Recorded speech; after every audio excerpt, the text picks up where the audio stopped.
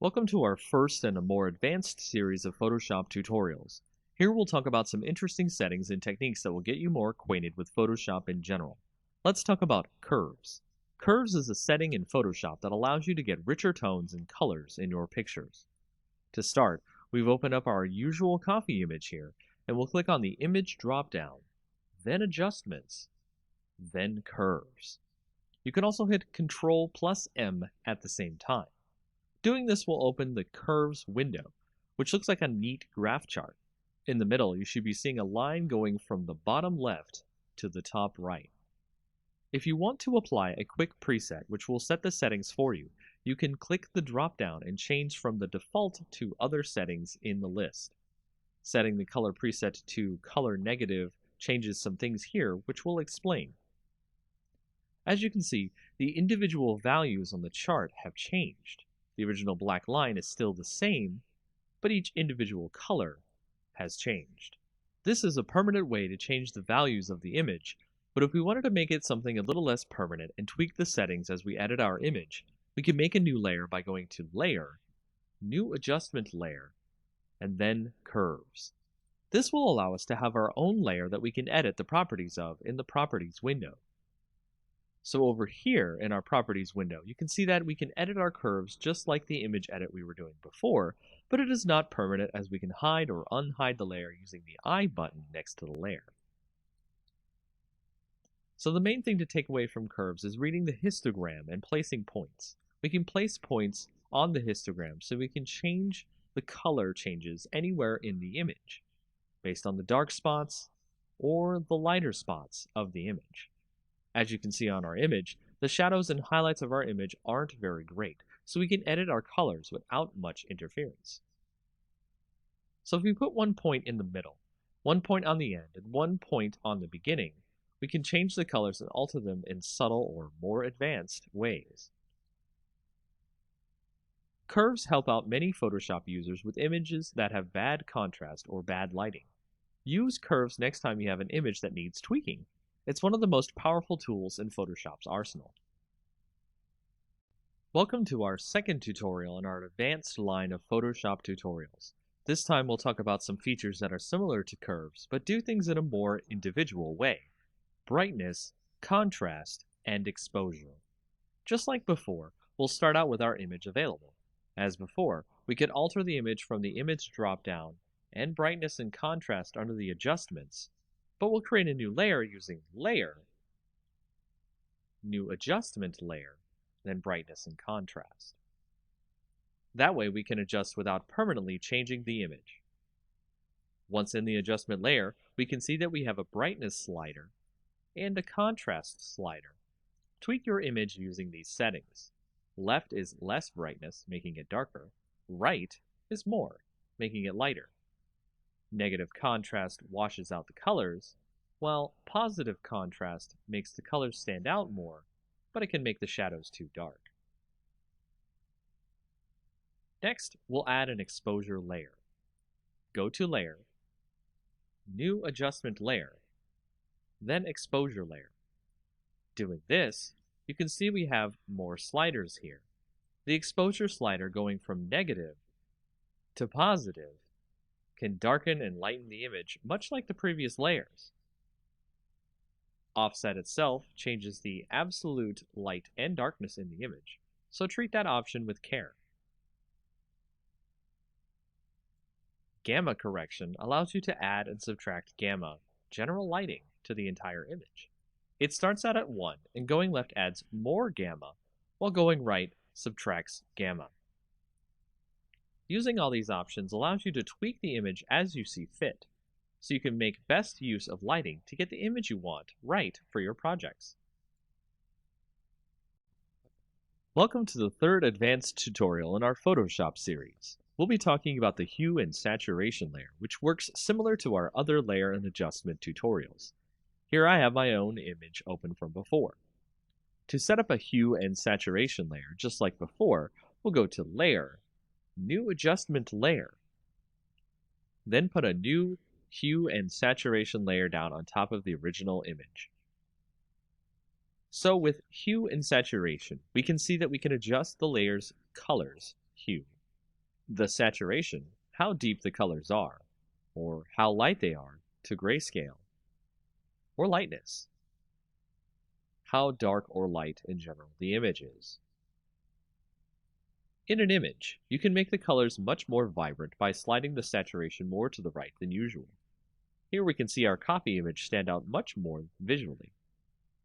And if we change the hue towards more of a red spectrum, we can get the copy image to be very strong in color indeed. Use the lightness slider to make sure that things aren't too bright, as extremely vibrant color can be akin to looking into the sun for some viewers of your images. That's all for this tutorial, as you can change images you see fit to make them pop. Welcome to our fourth tutorial in our advanced series. This time, we're going to go with a more exercise-focused approach to help you get more acquainted with what a client wants and needs for their projects. Today's exercise, creating web banner ads for a client.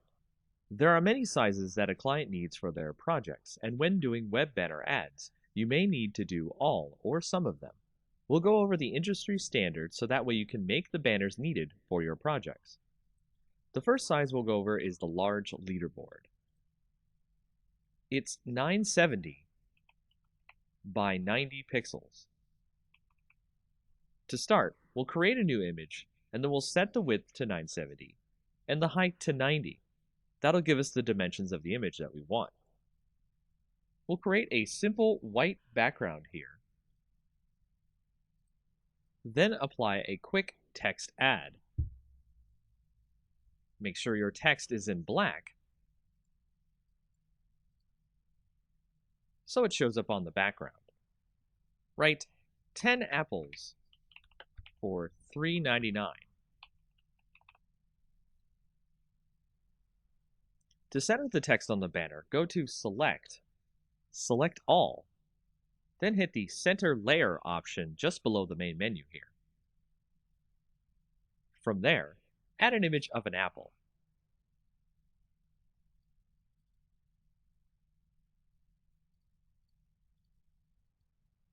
Here I've added a quick image of an apple I found on the net to both sides of the banner to give it more of a friendly look. And if we were to be finished here, this would be the first type of ad we would have to create for our client. Next, let's create a half-page ad, which is a 300 pixel by 600 pixel version. First, save our image as a PSD.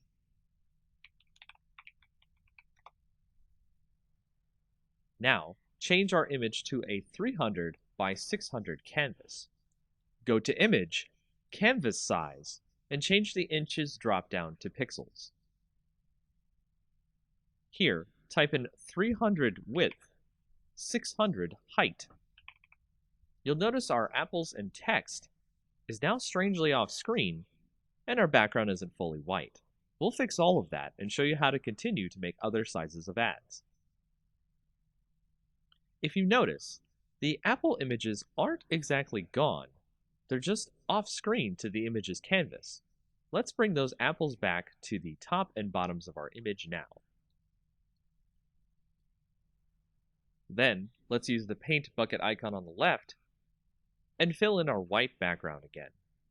Remember to click the correct layer, which should be the first layer in your order.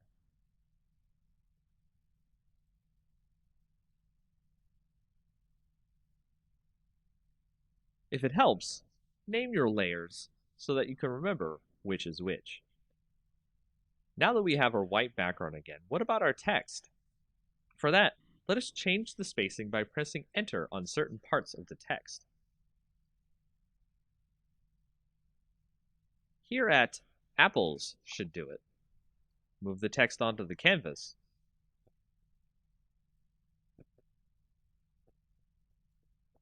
And resize the text as necessary.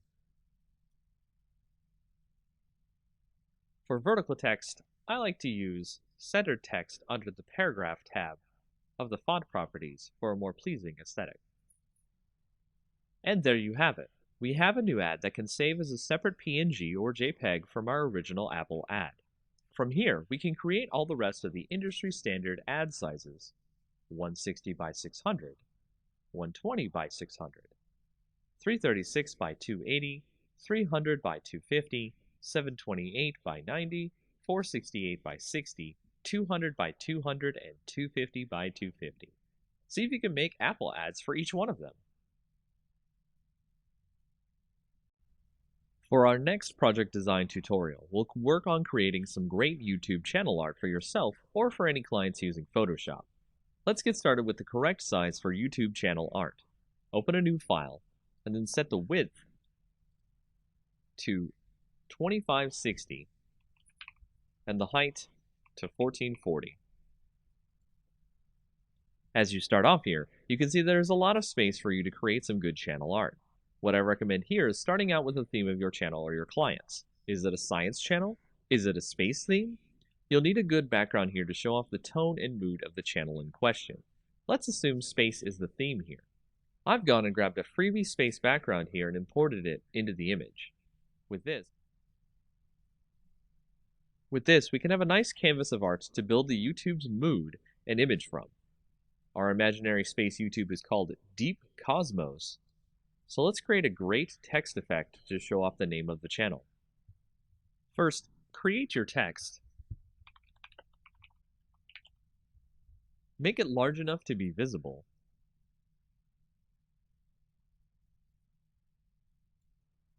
Then set the color by clicking the color part of the properties window and clicking a part of the image. Then we'll go into the layer blending option, give it a stroke, then click an inner glow effect. I've also used a different font here to give more of a unique look here. The type of font is up to you. I also recommend stacking the text on the right so the rest of the art can breathe and show off the theme for the channel. Add more text in a readable font, probably not cursive, for what the channel is used for, space exploration.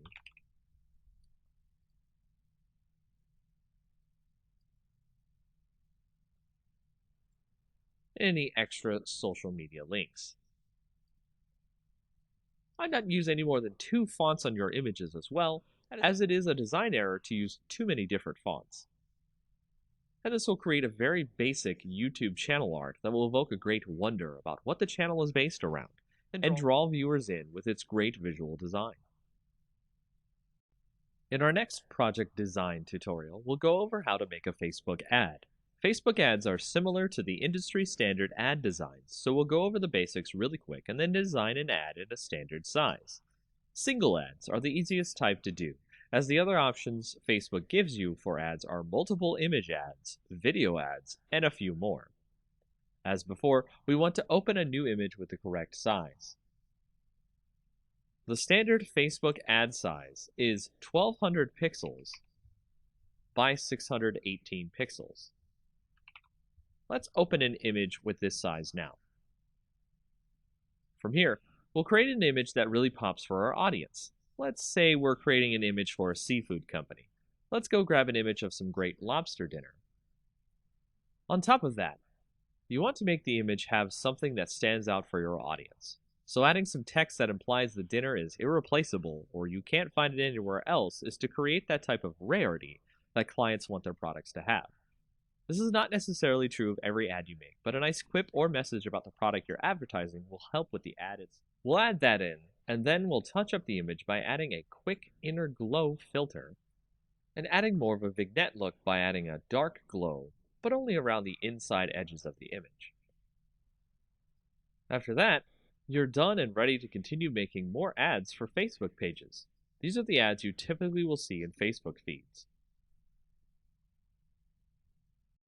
In this project design tutorial, we'll go over how to make a Facebook cover page. Facebook cover pages are similar to our YouTube cover pages in that you can make them as expressive as you or the client wants.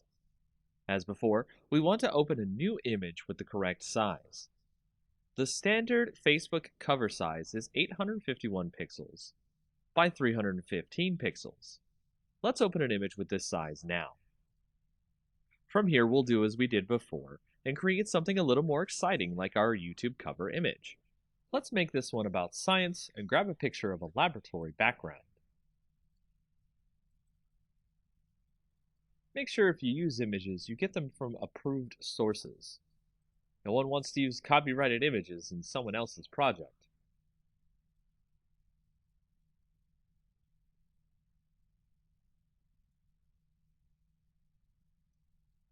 Here we'll add some text, as well as maybe some other social media URLs in our image to give the impression that the page is outside of Facebook as well.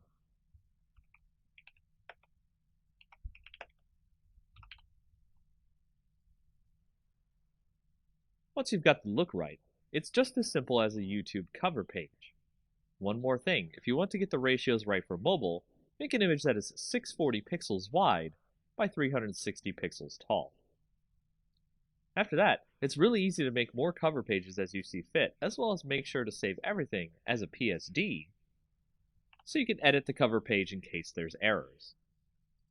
Facebook also accepts PNGs for cover pages, so don't worry about compatibility too much. One of the best ways to make a stunning image that allows the viewer to get the message and the image tied together in a beautiful way are quote images. These are the type of images that you see with words overlaid or cut out of the image to make it look more like art than just text on an image. To show you how to create this image that I have here, let's start with a generic background so we can make something stand out. I went and I found a picture of a pile of leaves.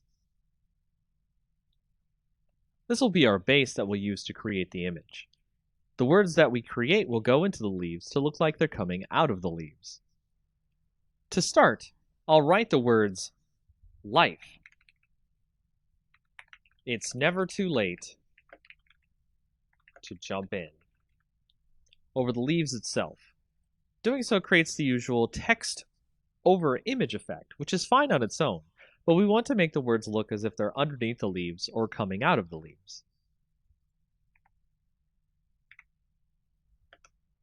To do this, let's create another background layer copy on top of the text. And we can drag the opacity down enough so that we can see the words behind it. Doing this will allow us to see what leaves overlap onto the letters, and we'll begin extracting the letters using the Quick Selection tool. We'll do this so it has some of the leaves on top to make the letters look good and buried. This is the most time-consuming process of this effect, as again, you want to make it look like the leaves are laying on top, so take your time to get the leaves to look good. Next, you'll want to create a layer mask after you've selected your leaves on your background layer copy. Click the new Layer Mask button. Change the opacity back to 100%. Next, you'll want to add a drop shadow to your top background layer, so the leaves create a kind of 3D effect on your letters.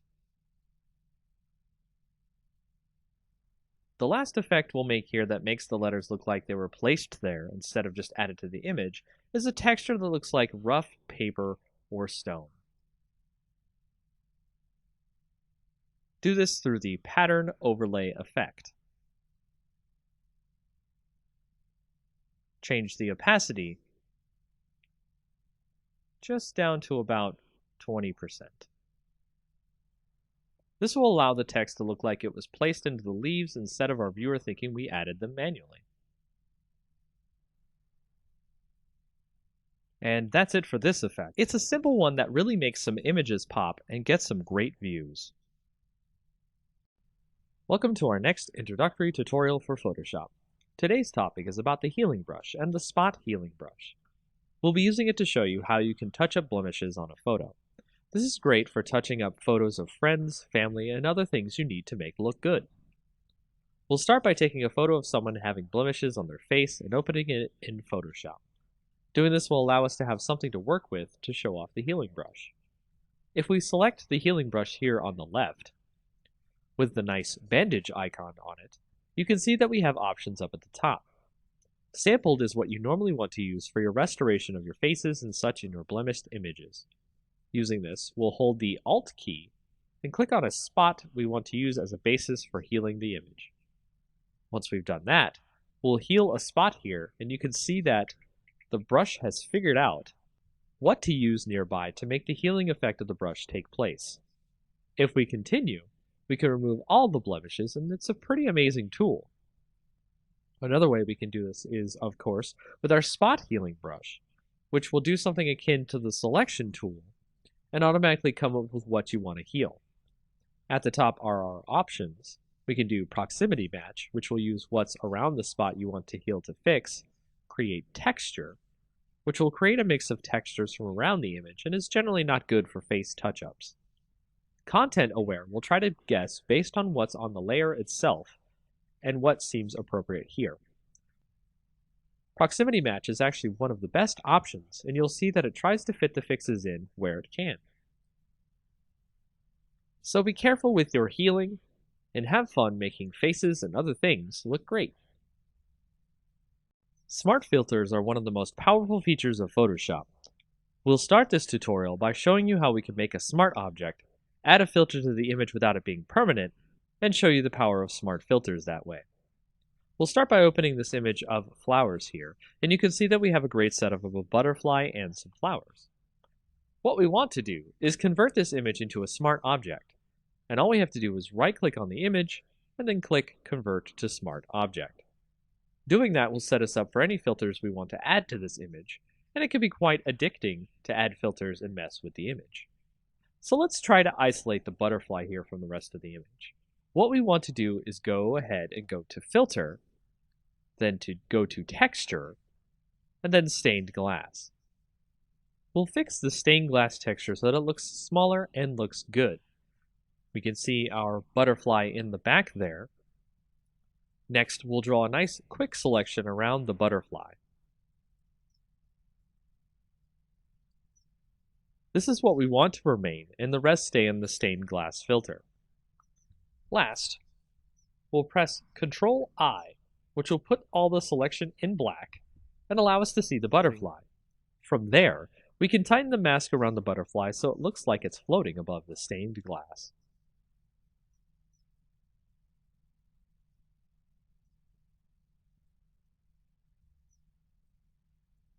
And that's just the basics with what you can do with smart filters. Easy, simple to use, and you don't have to worry about them permanently editing the image this way.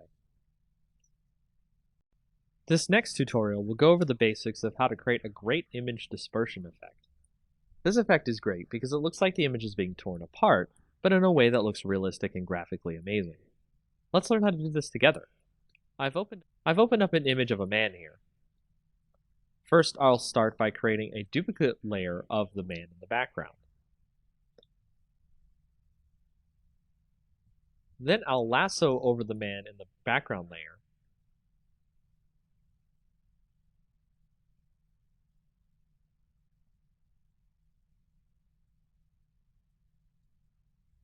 Right-click, and then do Fill. Make sure it's set to Content Aware, and it will let you fill in the background over the original man in the picture. We'll then select the entire model by using the Quick Selection tool.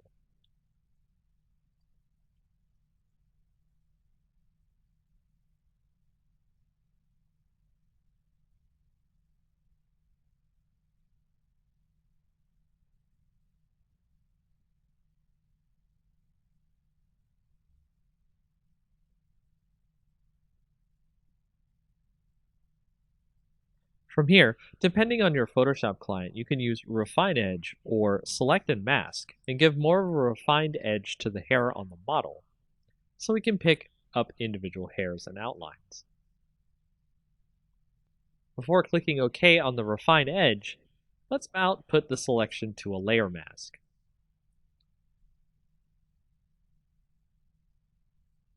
Now you can see the model is on a separate background. Let's duplicate the layer now. Then apply the mask we made from the previous layer. I'll rename this layer to the dispersion effect. Then I'll make a duplicate of this layer and rename it to man. Now I'll select the dispersion layer, then select filter, then liquify. Next, I'll warp the model using the forward warp tool so we can make sure we can have a nice canvas for our effect later. This will determine the size of the dispersion effect. Take your time with the liquefy, then when you think you're done, hit OK.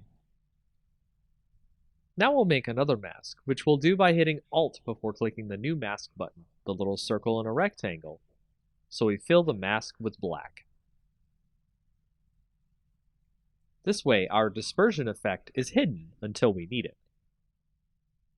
Before we continue, make the original background layer with our picture of our man hidden, so we can edit effects in. Now on our layer called Man, we'll make a new mask with no black filled in, so just click the new mask button without holding any keys down. Once we've done that, make sure you're on the Man layer's mask. Make sure your brush is set to black for the foreground color. Select the brush tool, then select a brush that will give a great dispersion effect. There are brushes out there for free you can download that will give you the effect desired, so look for them. We'll edit the image to give a bit of a destroyed look. Then we'll switch to the dispersion layer and its mask as well. Switch the color to white, and start masking in, uncovering, the warped layer we did earlier.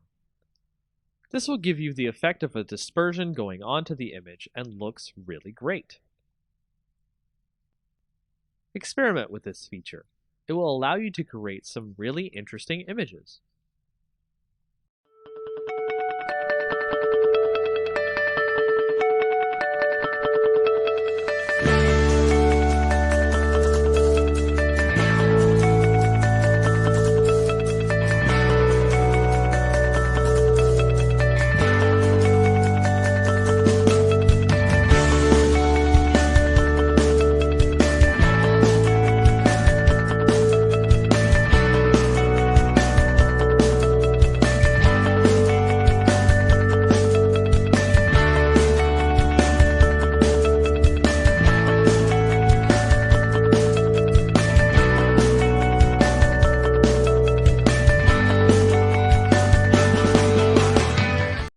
In our next tutorial for Photoshop, let's create a great lens flare effect for our photos.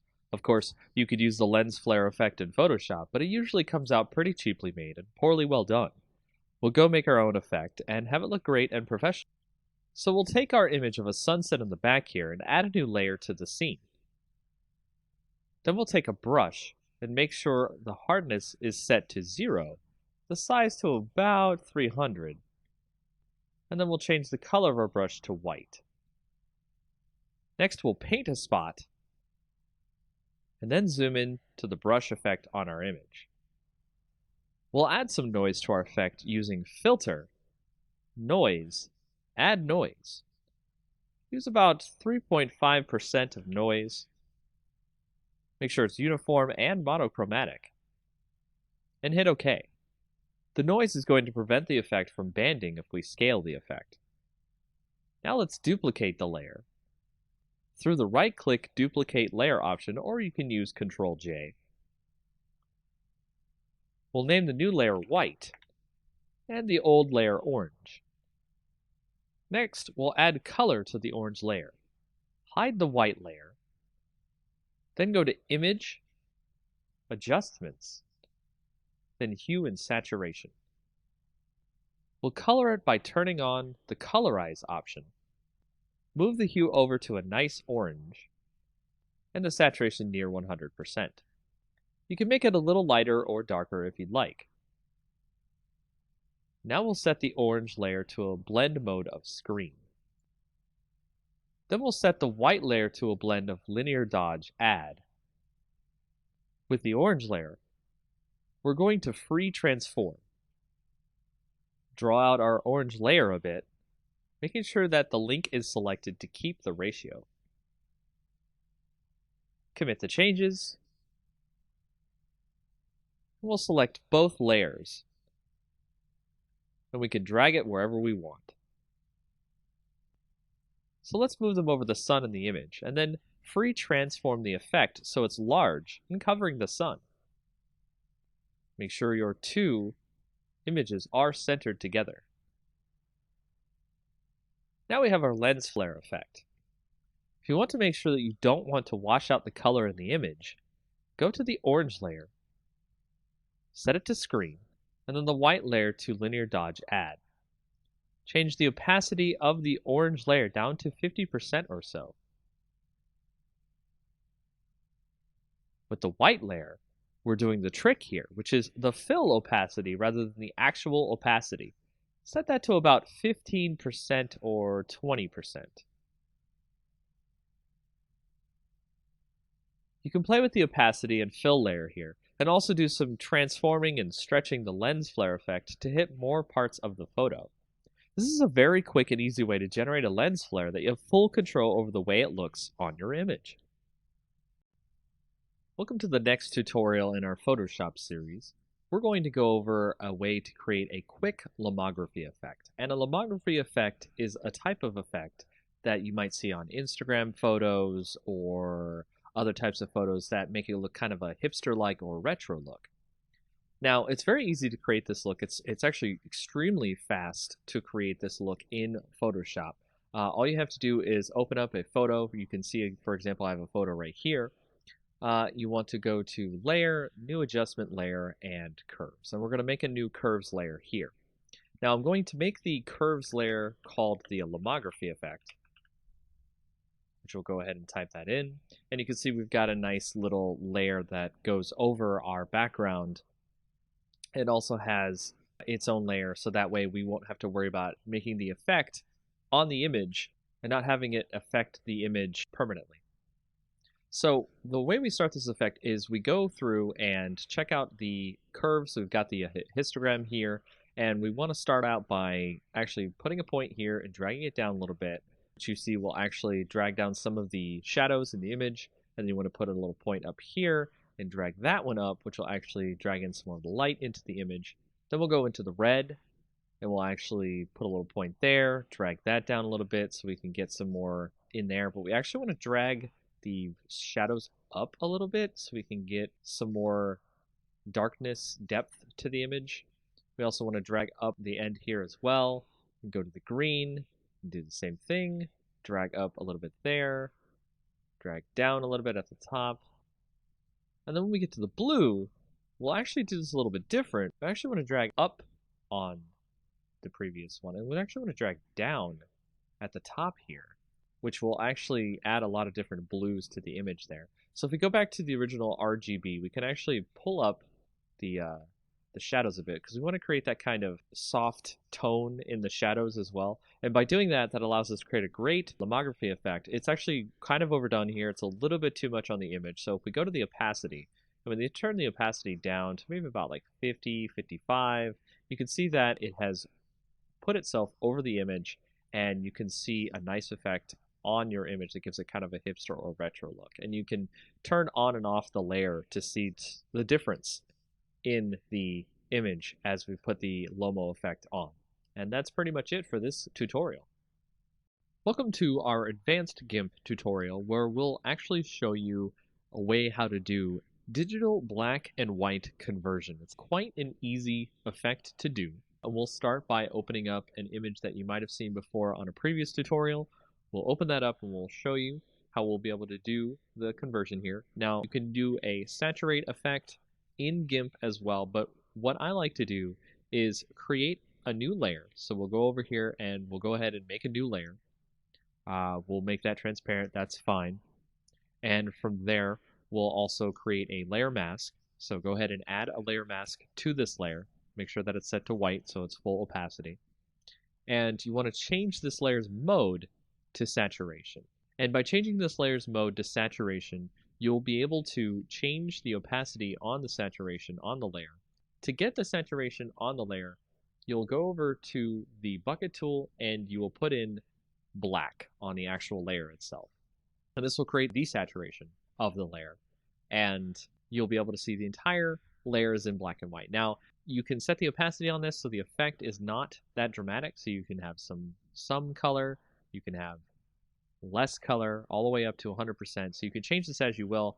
instead of just using the saturation effect, which will be one time only, you can use this to great effect to choose the granular control over the black and white conversion effect. Now what you can also do is with this and having the mask, you can go to the original layer itself, use the scissors tool, and you can pick out parts of the image you want to have in color itself.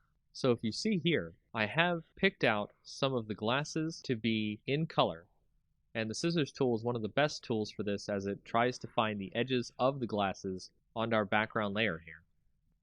And of course you can drag each point to make sure it tries to find all of the different parts of the glasses, and then we'll go ahead and click inside to select it.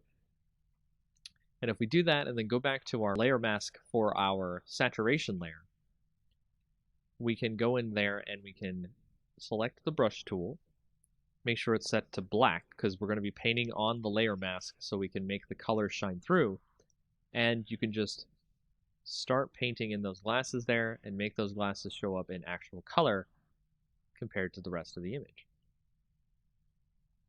And that's just a very quick way of how to do digital black and white conversion in GIMP.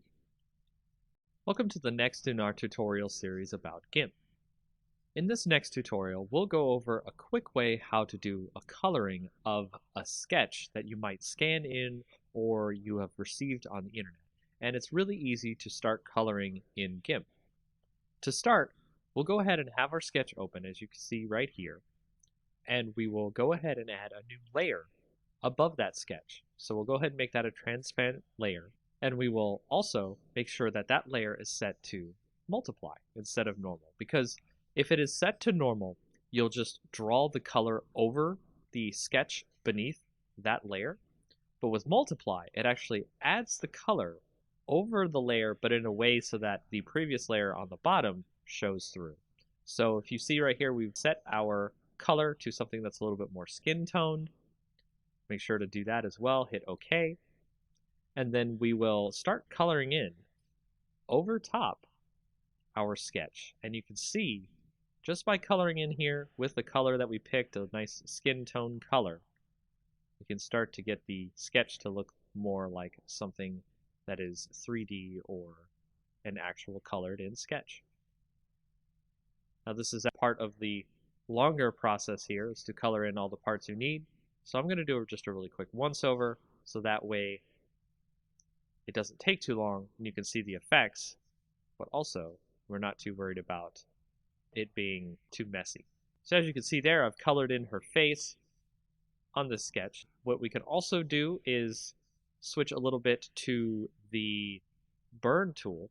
We'll switch to the dodge and burn tool, then we'll switch to burn down here at the bottom on the options, so that way we can put in some shadows in the image where we think where the shadows are. And we can make sure to change your size of your brush. You can use that using the bracket keys on your keyboard. Left bracket, right bracket changes the size of your brush. And we'll brush in some shadows here on the image, right where the shadows seem to be. If you have a sketch that has the shadows on it, it makes it easier for you to burn in some shadows. And every time you click and burn in the shadows, it will stack on top of each other, so it will make the shadows darker and darker as you continue burning. Now you can see that there are lines here that we can easily tell between the color and the shadows. So from there, we can do a little bit of smudging, and smudging allows us to mix the colors together so that way they are not just lines on the picture. So we'll actually turn down the rate here of the smudging so that way it's not too obvious, and we'll start doing a little bit of smudging on the image here. You can make the lines turn into actual colors instead of very apparent as lines. And that is a very quick and easy way to get started with coloring in GIMP. Welcome to the next in our tutorials about GIMP. In this advanced tutorial, we'll show you how to do some tone mapping on the images that you might need to get some extra color or some extra different shadows and cool things that you would like to get on your photos. Starting out, What we'll do is take a picture right here. Like I've got a picture of a good night scene. We'll go ahead and start. So we'll create a duplicate layer of the night scene. And what we need to do is create a special enhancement filter called Advanced Tone Mapping. Now, this doesn't normally come with GIMP, so I recommend that you go find a plugin for Advanced Tone Mapping. It's very easy to find on the internet. GIMP itself has a repository of plugins that you're able to find Advanced Tone Mapping. And once you get that and install it into your GIMP plugin folder, you're going to go into GIMP and use Enhance Advanced Tone Mapping under the filters. Then that will show you a pop-up dialog window that you'll want to switch the copies of the merge layer. You want to make it about 5. Press OK. It'll create a bunch of different colors and make the whole thing look really good. From there, you want to right-click on the layer and click Merge Down. And just merge down until you get one picture, one layer. Next, you'll want to go up to the colors and do levels. And on the levels, you want to switch that to maybe about 94, 93, or 92 on the gamma. Press OK there so we can get that into our picture. The next thing you want to do is create another duplicate layer. And then on that layer, you want to click Colors, Desaturate. And from there, you want to actually have it at lightness. You can do luminosity, you can do average. You can see that it changes the different shades of gray. But let's choose lightness, click OK. And then you want to go back over to colors, click invert, and you'll see all the different colors inverted here. Then you want to go to filters, blur, Gaussian blur. And you want to set that blur to about, I think I want to do 20. 20 here seems fine.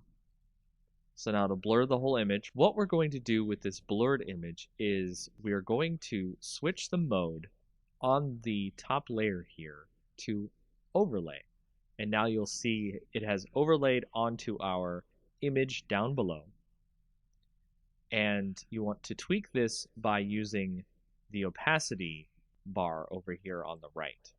So we're going to set that to about 48, and then we will merge the layers down, and now you can see we have our new image that shows the different tone maps of color that are in our night sky image.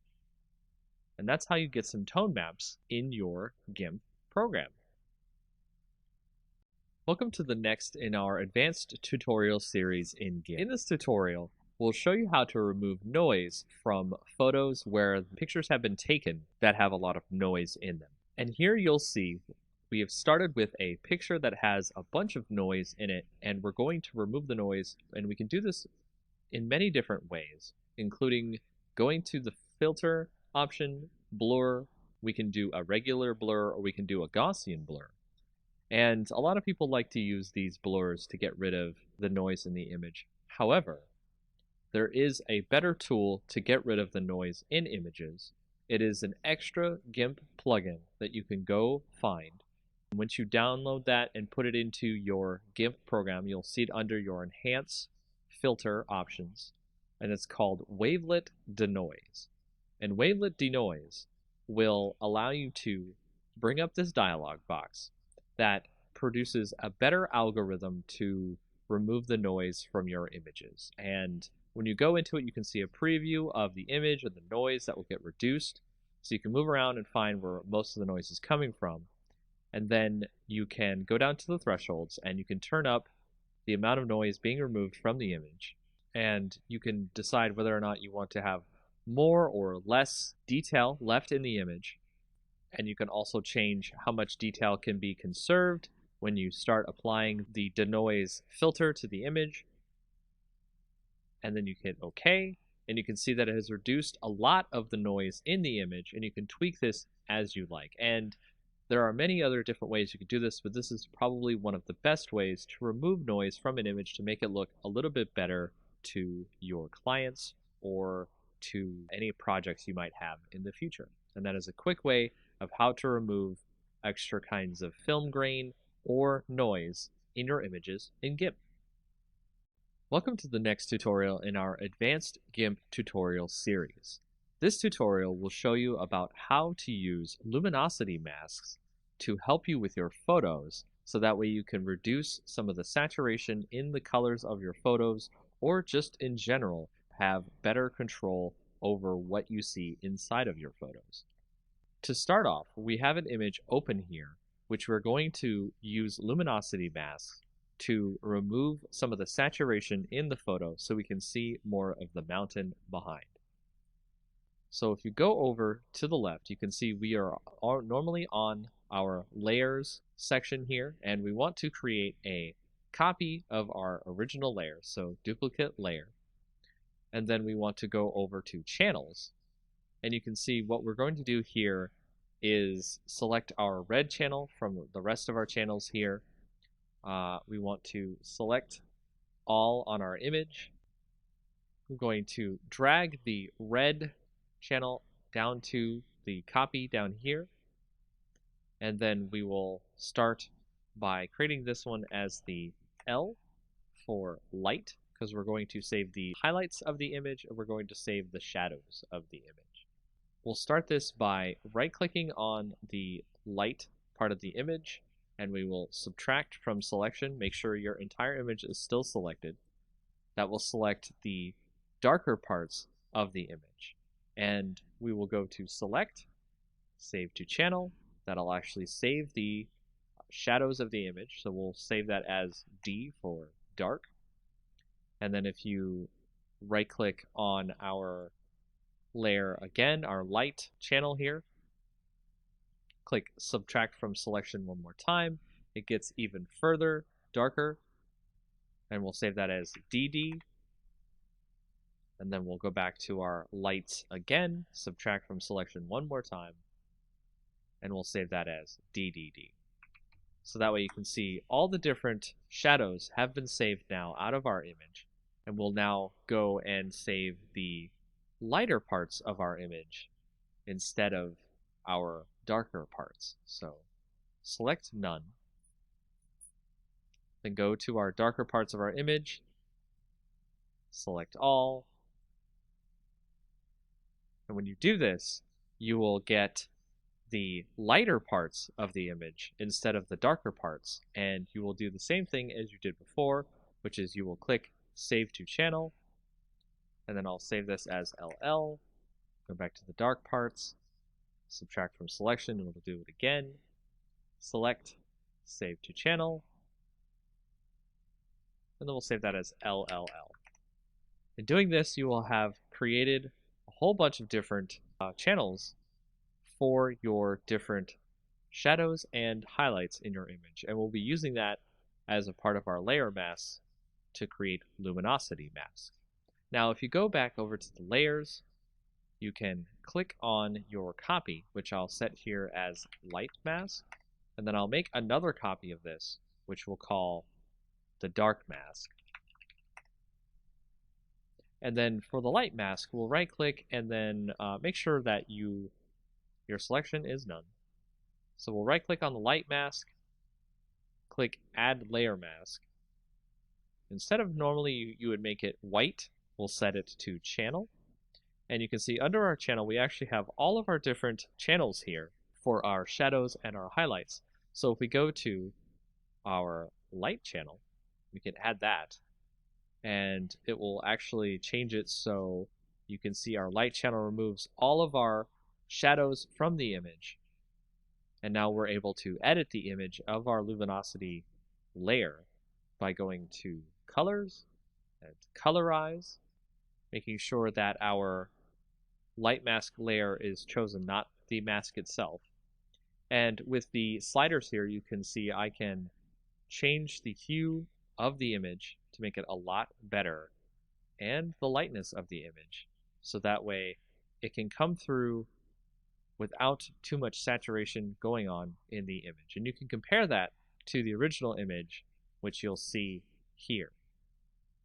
Saturation, removed saturation. And there's a lot more things you can do with luminosity masks in GIMP. Welcome to the next in our tutorials about GIMP.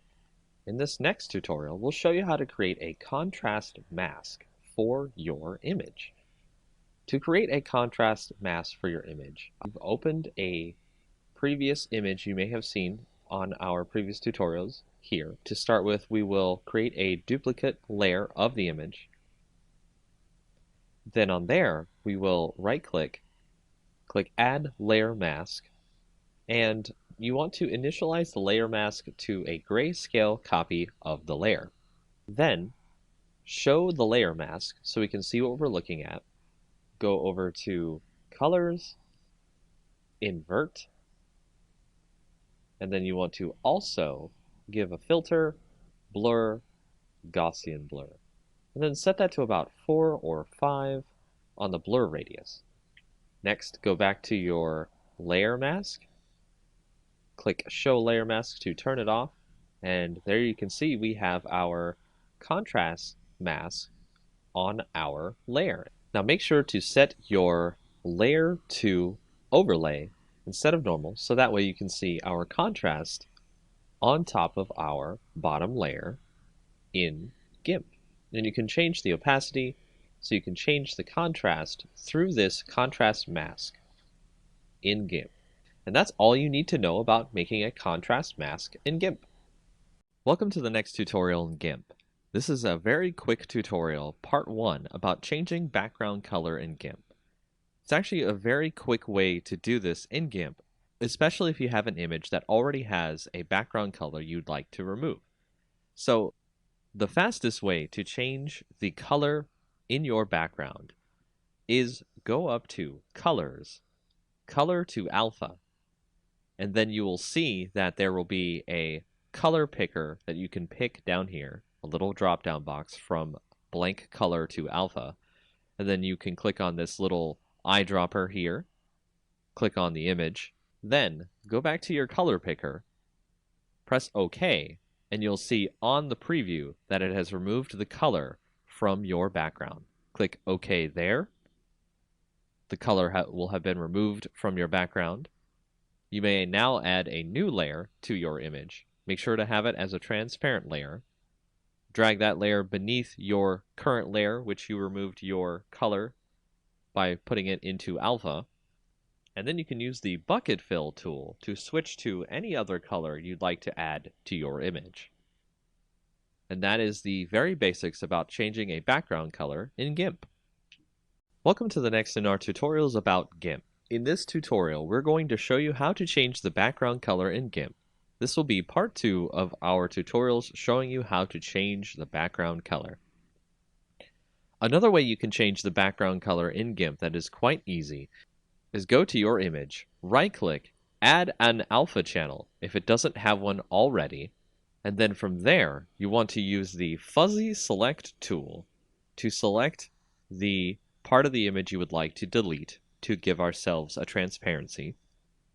So you can see here it has selected all of the color besides the text itself.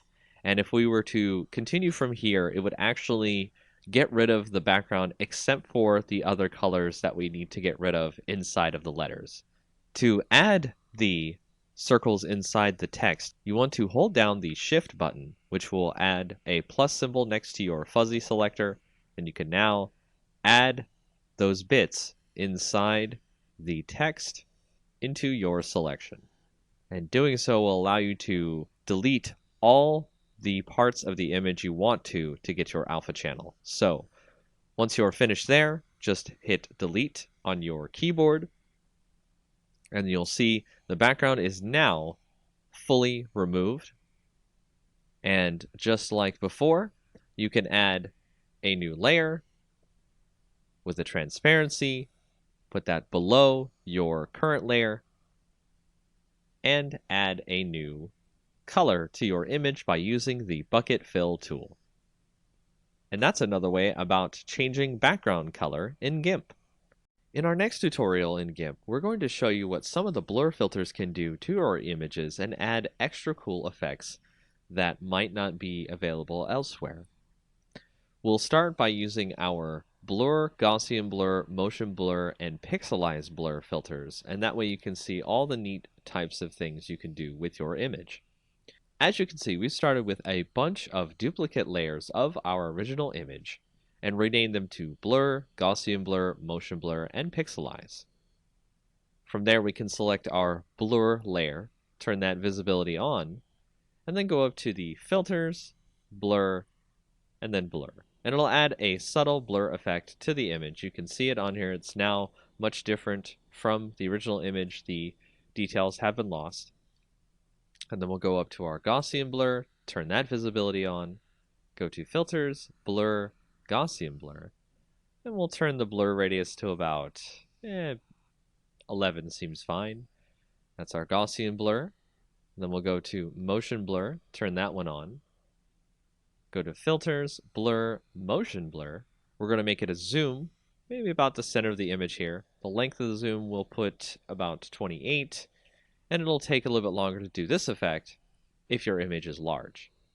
So now you can see that there is a kind of rush to get to the mountain look to the image. It's really cool.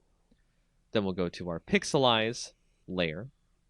Go to there, go to filter, blur, pixelize, and it'll create a kind of chunky pixel look to the image. So it'll actually kind of blur it out in something that's kind of like if you censor an image or protect someone's face or anything like that, you might see somebody has done something like this. So we'll set the pixel width to 7 and the pixel height to 7. And that is the pixelized blur on our image. So if we want to go back to regular blur, let's remove all the different visibilities of the other image. And we can change the opacity on this blur, so we can change how much of the blur obscures the image, which is okay. If we go to Gaussian blur, we can do this with our opacity in such a way where we create kind of a hazy look to the image. You can see it looks like it's in some sort of a dream. Then to motion blur, if you wanted to change the opacity on there, it creates more of a kind of like ray-like effect coming out from the image itself. So you can dial that in as much as you want or as you like. Then if we go to pixelize, we can do the same thing where we can turn the opacity up or down on that, but it just changes whether or not the blocks show up. What we can do here is we can select part of the image and we can create kind of a border in the image. And to do that, we've selected a spot in the image. And then you'll want to go to the pixelize layer, add a layer mask, make it the selection that we've just put onto our layer, but invert the mask because we want a border on the inside and not just the inside of the selection as our pixelized blur. And then click add, and you can see now on the edges of the image, if you right click, select none, you can see on the edges of the image there's a nice pixelized border. And that's an intro to some of the different blur filters in GIMP. Welcome back to our tutorials in GIMP. For our next tutorial, we'll show you about the selective Gaussian blur and how it can be used to remove noise from your images. Just like our previous tutorials where we've shown you how to reduce noise, we can select part of the image that we want to remove the noise from.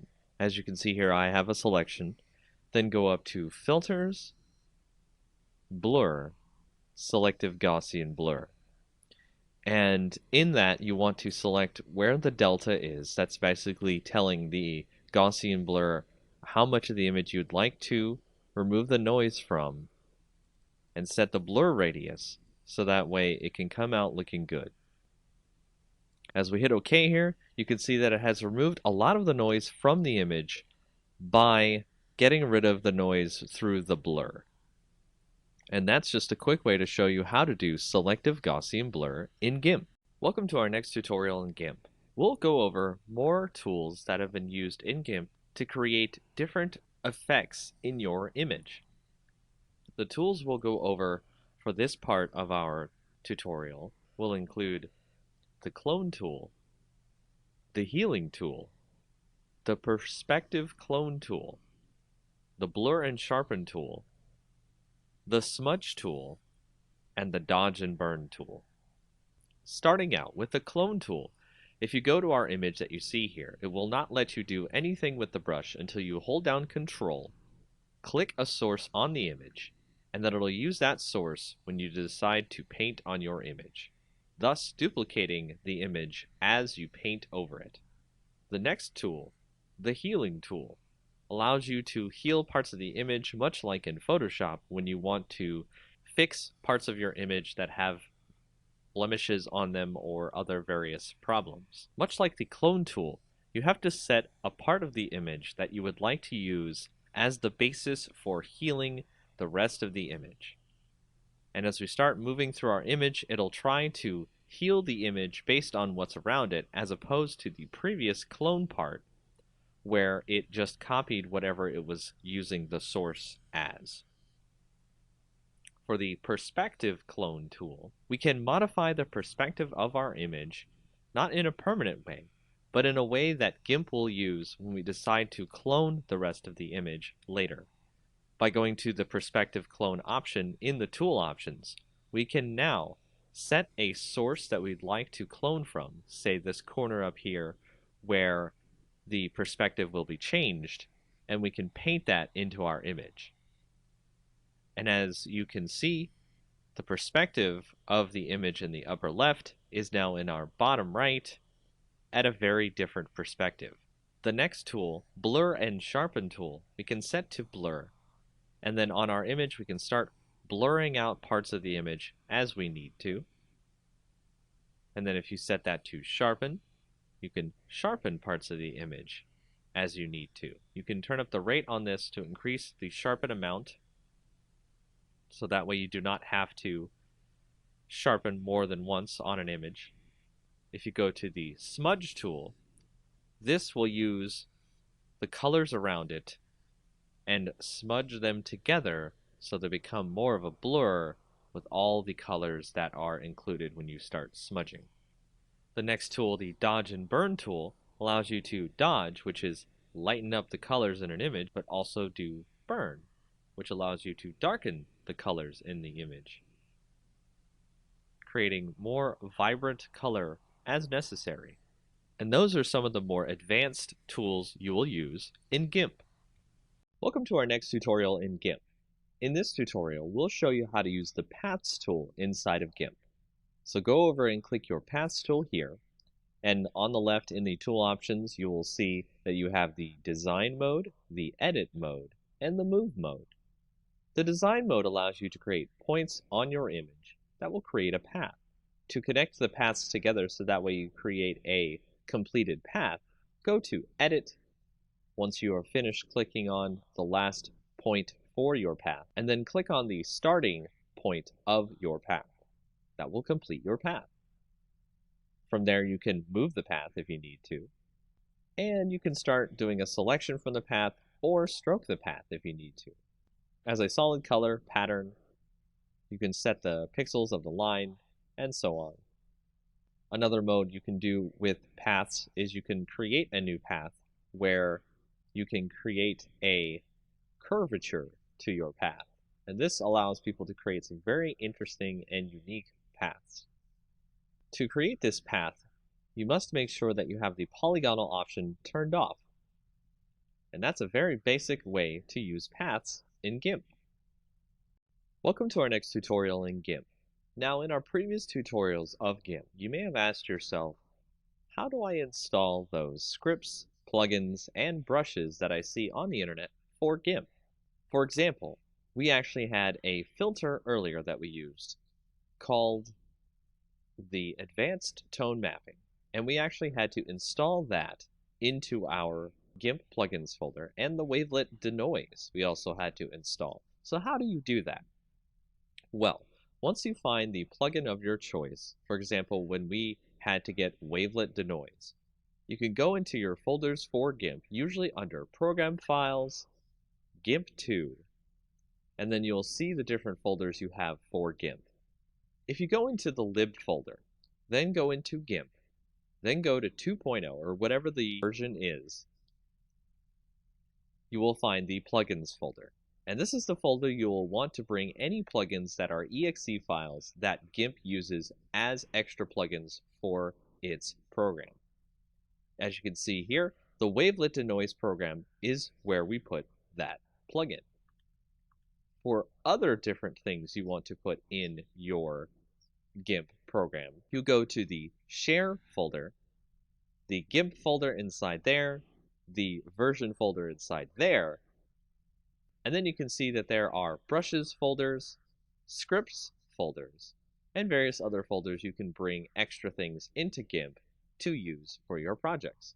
So if you have a script, for example, the advanced tone mapping script, this is where it goes inside your GIMP program. And once you put those files into the correct folders you need to put them in, all you have to do is restart your GIMP, and you are ready to use your scripts, plugins, and brushes. In our next tutorial of GIMP, we'll go over some of the color tools that you'll use on your images to change various parts of your image. Much like Photoshop, these are some of the main tools you will use to switch color balance, brightness and contrast, curves, and more. So to start off, we'll go to the Colors section, Color Balance. This is probably the main tool many people use to change the actual color in the image to something that they think is much more appropriate for the image in general. And as you can see, we can change these values to increase more of the color that we want to add to the image or subtract the color. And we can change the shadows, the midtones, and the highlights of the image. The next tool is Hue Saturation, which allows us to change overall the hue colors that are added to our image. So we can make it a green or a pink or what have you. We can change the lightness of the image, how much extra light is in the image, or if there's more shadows. And we can add more saturation of color to the image or make it more toward grayscale. With the Colorize option, we can do this in a more direct way, where it adds the color directly over all of the image. And of course, you can do this with the saturation and the lightness as well. With the brightness contrast, we can change the brightness to be less on the image, the contrast to be more, and vice versa. With the threshold, we can change what the image sees in terms of darkness or light. And for this, I would recommend using a layer mask so you can have something to blend over the image itself instead of leaving this as its own layer. With levels, we can go in and change the gamma on the image, so we can reduce the gamma, make it darker, or add more gamma to make it lighter. With the curves, this is much like Photoshop, where you have a histogram, and you can set the points on the curves to drag down the shadows, increase the highlights, and change the way the image looks on a very granular basis. If you go to Posterize, it creates an image that reduces its colors into various channels of colors. You don't see many colors if you go lower on the Posterize level. That looks like it was created in older graphics editors. If you go to Desaturate, we've been using this in a lot of our previous tutorials where we can desaturate by removing the colors from the image, and we can choose based on the luminosity, the average, or the lightness in the image. And that is just a quick overview of all the different color tools you could use in GIMP. Welcome to our next Photoshop tutorial. This time we'll be doing a great fire text effect. This can create a great illusion of text that looks like it's either made of fire or on fire. We've already started with a great fire effect image we'll use later in the tutorial. We'll proceed by opening a new file, making the height 1280 and the width 720. Change the background to black by using the Paint Bucket tool, and make sure the foreground color is black. Use the Text tool next, and a great tall font. I'll type the word fire here so we can see the effect on it later. Let's go to the blending options on our layer and add an outer glow. change the color in the box here to F70300, then hit OK. Select the satin blending next and change that color to 872D0F, and hit OK as well. Change the opacity on the satin effect to 100%. Change the distance to 10 pixels, then hit OK. Now select Inner Glow. Change the blend mode to Color Dodge here. Next, change the color to E5C23B, then hit OK. Change the opacity to 100%, the size to 10 pixels, then hit OK. Now we're done with our text, so hit right-click on the text layer and rasterize our type. Now we're going to fade out the top of our fire text. So use the eraser tool and set the brush to 250 pixels with 0 hardness. Erase some of the text as you see here.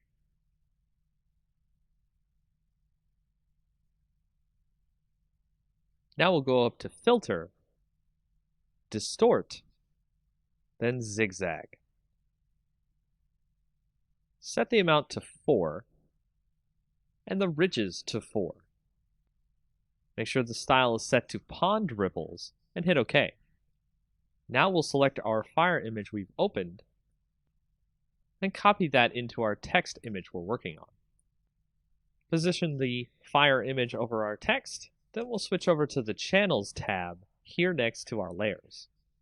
Hold Ctrl and click the green layer to load a selection of the areas of fire in our image. Head back to the Layers tab, then press Ctrl J to make a copy of the selection we got from the Channels tab. Delete our original fire layer. Here I'll rename the layer Fire Main to stay organized. We'll move the fire around to wherever we like in the image. From here, we'll resize the image to fit over our text, then duplicate the layers so we can make more fire effect on our text. Be sure to resize, rotate, and erase edges of the fire around the text so it looks like the text is on fire realistically. And that's how you do this effect. Welcome back to our next tutorial in Photoshop, where we'll go over how to do a double exposure effect. A double exposure effect is how we'll blend two images together to make an interesting art project pop. Perhaps your client or project will want you to create some striking images here, and doing so through Photoshop, you will definitely wow the viewer of this image. Starting out, let's pick two images that we want to blend together. Here I'll blend an image of a beach ball with an orange. The idea of playing volleyball with a giant orange is pretty hilarious, don't you think? To start blending these two images together, I'll take the image of the orange, use the Quick Selection tool, and select the whole orange. Once I do that, I'll copy the orange selection into the image of the volleyball. As you can see here, the orange is way too large to be able to be blended with the volleyball. I'll need to scale the orange down to size. To do this, we'll need to make a copy of the volleyball layer to start off with. Drag the layer and make sure it's the top layer over the orange. Set the opacity to about 50%. Then we'll shrink the orange to about the same size of the volleyball. Do this by clicking the link icon up near the width and height. This way, with the opacity, we can see exactly what size we need the orange at.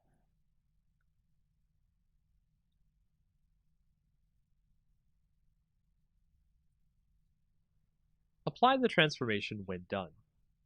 Next, we'll create a layer mask by clicking on the orange. Control-click the image to select all. Then move to the volleyball layer and click the New Mask button at the bottom. Once we have that mask, we'll make a copy of the orange layer and then make a black mask of that layer by holding the Alt key and clicking New Mask. Using the Quick Selection tool, we can select the parts of the volleyball we want to erase.